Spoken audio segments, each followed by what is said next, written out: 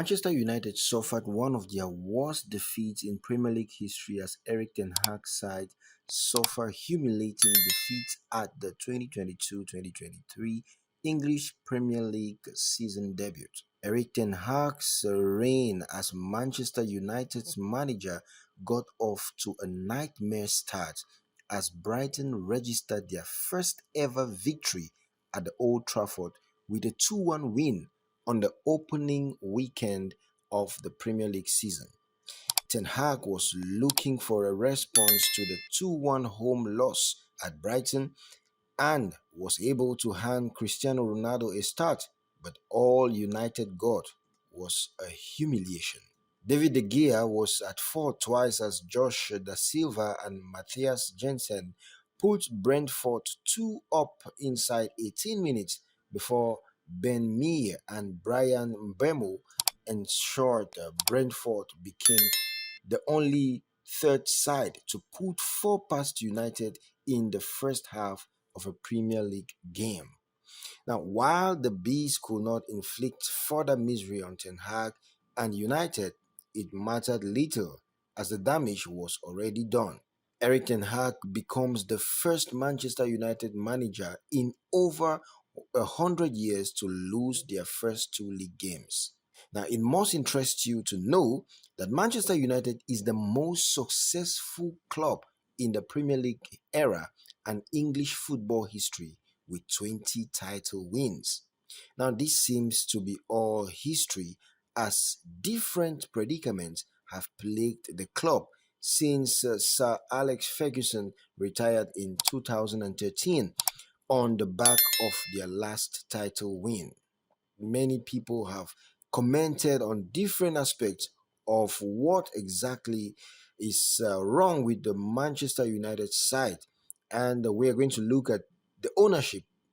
And talking about the ownership, the Glazers have been revived ever since their takeover of United in 2005, taking more than £1 billion out of the club in dividends and treating fans with contempt. And the Glazers have plunged United into debt with their leveraged takeover of the club, with the latest financial figures released last week showing the club is now £495 million, an increase of £40 million. United fans have long argued that the Glazers have used the club for their personal financial gain, and the lack of success on the pitch in the past 10 years adds credence to that view.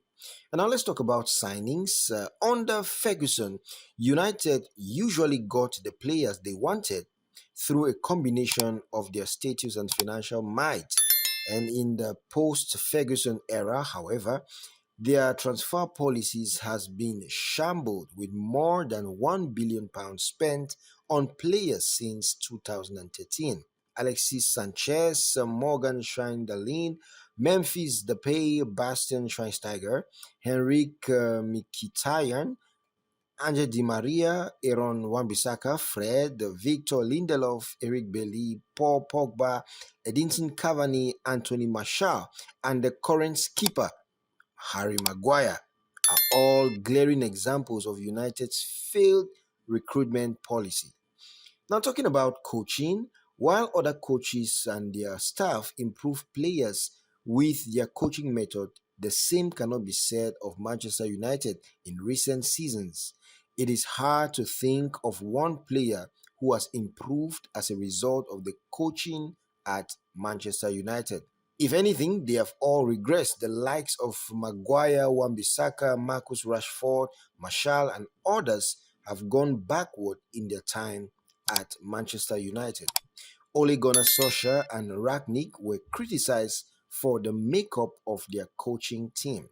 Talking about the players, there are clear divisions and cliques within the United dressing room, despite claims of the contrary. And there is a power struggle between Cristiano Ronaldo and skipper Harry Maguire, with claims that many players have lost faith in the latter's ability to lead the team because of his own wrecked form. And the body language on the pitch shows that there is a little fight or commitment among the players, who are all out for themselves rather than playing as a team. Now, talking about the manager, United appointed Erik Ten Hag as their fifth permanent manager in 9 years this summer. And both of United's rivals knew the manager they wanted and went out and recruited him, ensuring the right support structure was in place for them to succeed. And United have gone through David Moyes, Luis Van Gaal, Jose Mourinho, and Ole Gunnar Solskjaer, none of whom were the right fit, and all of whom ultimately failed. And talking about the pitch, that's the ground. Old Trafford is known as the theatre of dreams, but now is a mirror of the team. What was once the pride of Manchester is now in a state of disrepair and a shadow of his own former self. United under the Glazers, the famous 76,000 seater arena has been neglected and fallen behind Manchester City, Liverpool, Arsenal, and Tottenham, all of whom boast more modern state of the art stadia. And the Glazers have vowed to invest in the ground, but action speaks louder than words. And so far, the necessary funds have not been allocated to bring Old Trafford up to the required standard.